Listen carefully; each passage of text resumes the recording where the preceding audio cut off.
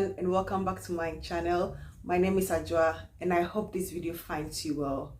Before anything else, I would like to say a very big thank you to all of you, for those who saw my video, my friends, and started calling, because I really didn't tell anyone about any health issue, whether I was in the hospital whatsoever. I never mentioned it to anyone. So a lot of my friends saw the video, and then I'm so grateful for the calls, the prayers, checking up on me. I say thank you so much.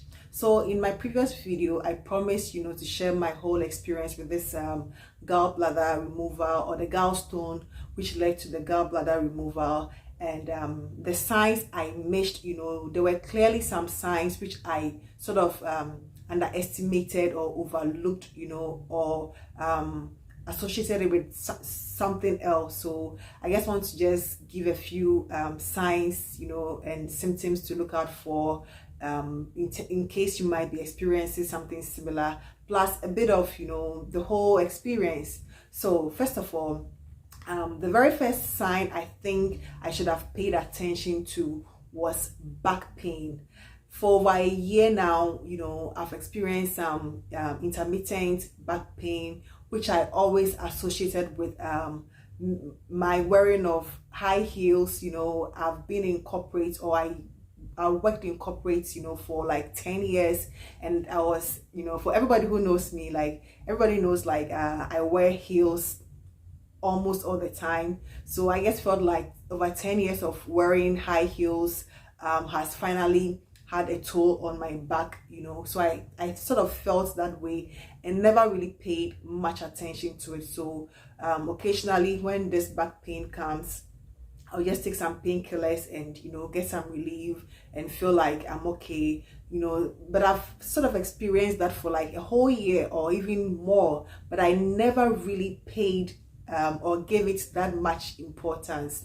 Then I also think the one symptom that I missed was like constantly feeling nauseous. I always felt like I was nauseous in one way or the other, and I always associated with something. I would deworm. Like here in Ghana, we typically deworm maybe once every 3 months or so. So whenever I feel nauseous, I'll just go like, oh, it's been a while since I deworm, so let me just get some dewormer, and I'll take it and feel relief for a while. Then after 2-3 months, the nausea and everything would come back.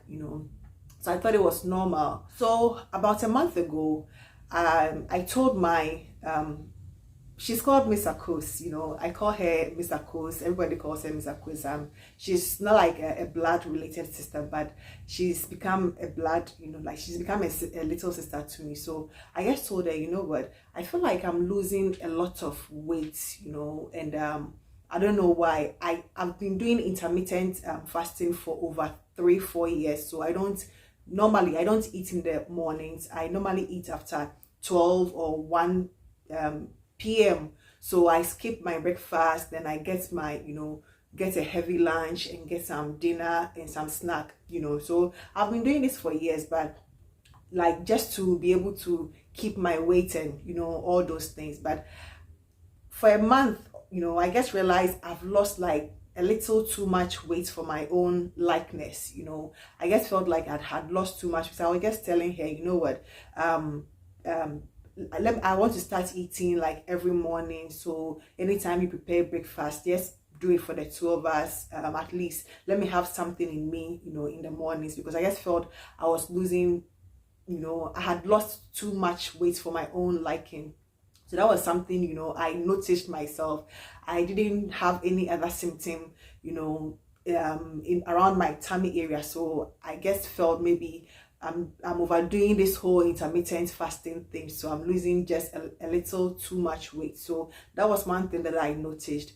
Then I also noticed that I constantly have this numbness in my right hand, and then my right leg. I would not occasionally, but I would usually have that when I wake up in the morning. So I would always feel like maybe my sleeping position was not too right. I was sleeping on my hands or something. I always felt something, at least like in the mornings when I wake up. But or when I sit for long hours, then I feel like my, my feet has become a bit numb, but I never really give it that much of an attention. I guess for some reason, I guess overlooked all those things. I always had an excuse in one way or the other, so I never really did much for it. And when I did my normal like annual checkup back in November, and the doctor confirmed that everything was fine, I just felt, I was fine. So I felt like, oh, maybe I'm just growing, and these are the things that, come with age. That is what I just said to myself, that, oh, these things most likely just come with age, so I better just get used to it. That was my thinking process at that time. So these all came together, and then I just one dawn, just everything fell apart. I couldn't do absolutely anything. I had to be rushed to the hospital. And then when we got to this particular hospital, it was the first time I had been there for treatment myself. So when I got there and I saw the way in which things were done, I just knew it wasn't going to be the hospital I would like to be treated, because the administration, the service, everything was poor. I was admitted overnight, and at one point I couldn't bear the pain, so I called the nurse, one of the nurses, to call the doctor to come and check up on me. And the very thing that the nurse said was, "Doctor is asleep." And I was like, "Doctor is asleep, so what does that mean?" From that moment, I knew I had to just get out of that place, but I stupidly waited like a whole day and a half before getting out of that place. And when I felt like I needed to leave the place, I just told them, what, can you please give me a transfer letter to 37 Military Hospital, so that at least when I go there, they know my history and everything. Then it will be much easier. I don't have to go and start the whole process again. And they were very hesitant in doing that, because the doctor was like, they are not the one transferring me to the place. I have decided to move out of the place, so they were not going to give me any transfer letter. So it took my sister talking to them on phone for some time before the doctor finally came around and gave us that letter, and then we left. The experience at that hospital was very poor, because you call the doctor, like in that 1.5 days that I was there, 3 doctors came to see me, and none of them, upon all the complaints I made, none of them did any physical examination on me. None of them asked me where exactly the pain was. Anytime I complained, they just doubled, tripled the dosage of whatever they were giving me. So I just felt, I needed to get out of that place. So thankfully I did, and then when I got to 37, things were much, much better. I was immediately booked for surgery, although they couldn't do it on that same day, but they were able to do it the following day. And by the grace of God, I'm doing much, much better. I went in to take my stitches off today, and everything is absolutely going well with like a few things here and there, but I can't complain. I'm just grateful to be here. I know it's going to take just a little more while for me to be in the best of shape, but for now I'm thankful to God for where I am. I feel a lot much better. So that is my experience. The 37 was absolutely amazing.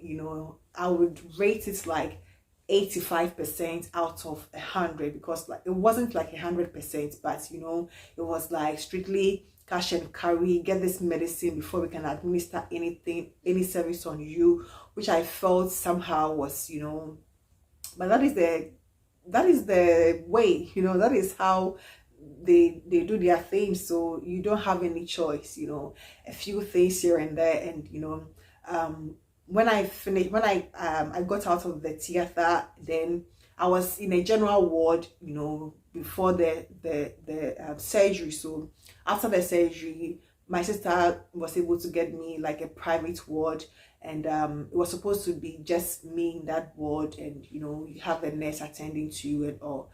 But you know, there were a few glitches here and there because the alarm, you know, was not working, the TV remote was not working. When we asked them, they said we had to buy our own batteries for the remotes, and we were like, we are paying quite a number, you know, quite a premium price to be in this private ward. So why, you know, like those little things shouldn't even, you know, shouldn't even be, you know, be absent, like batteries and alarm for you to call the nurse, or you know, in case of any emergency or something, because I'm supposed to be in the room by myself. So if I'm not able to contact you, how do I, you know, cope if something happens to me? So those are the little things. So we ended up changing that room to a place where I had one more person with me, so that at least we were two in the room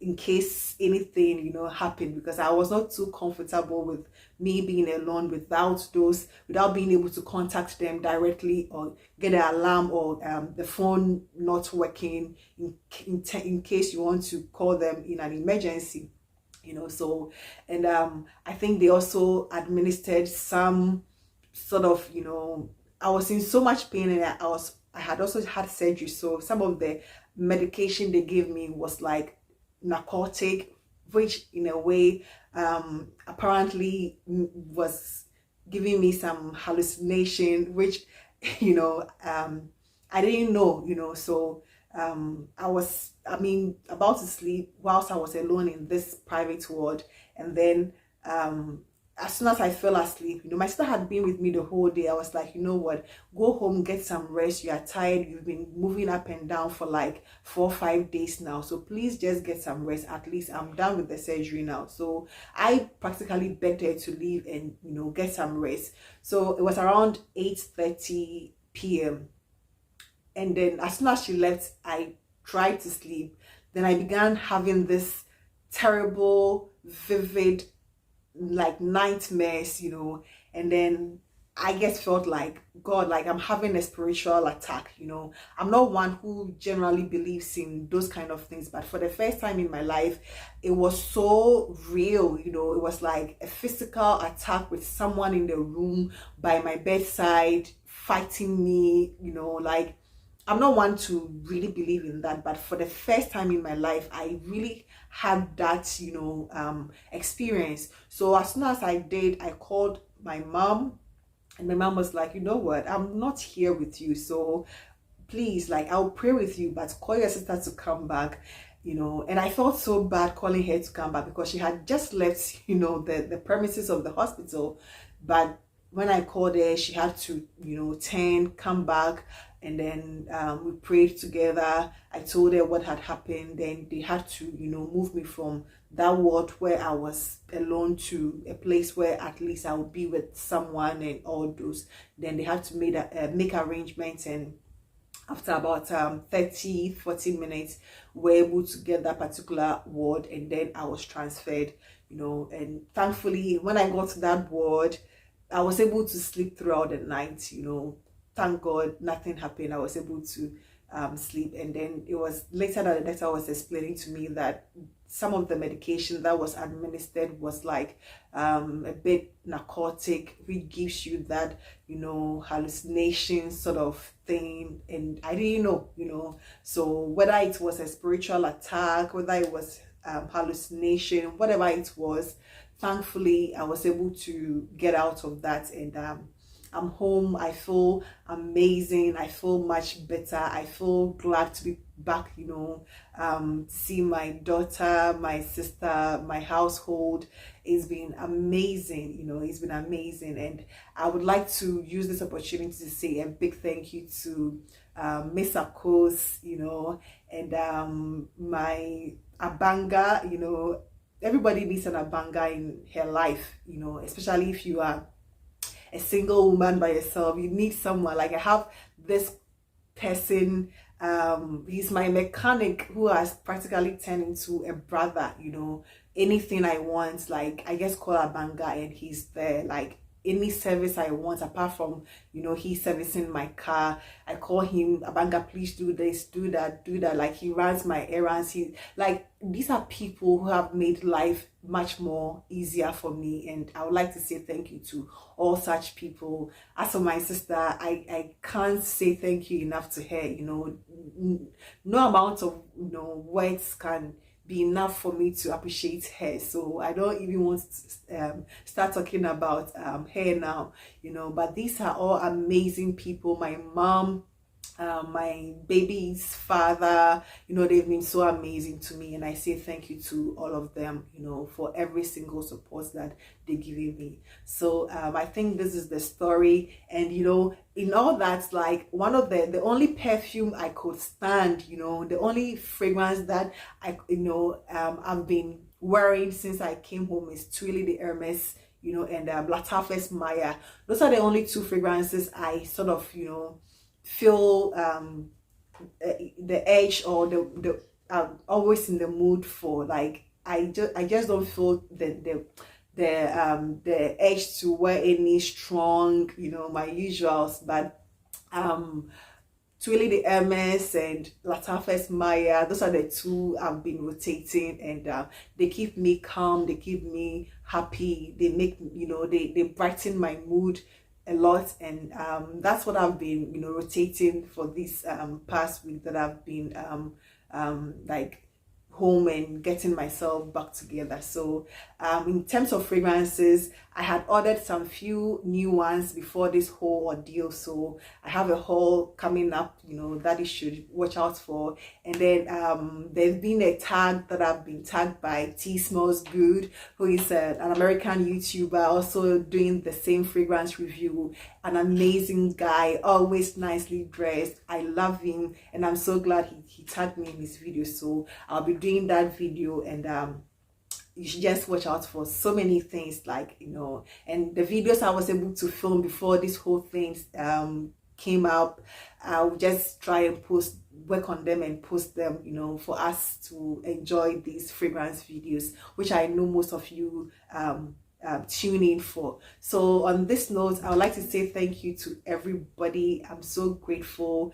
I'm so grateful. So thank you for being here, being a support, the words of encouragement, the love, the support. I'm so grateful, and God bless you all. I think moving forward, I'll just continue with the fragrance videos, which most of us tune in for anyway. So thank you so much for being here today, and I hope to see you in my next one. Please take care. Bye bye.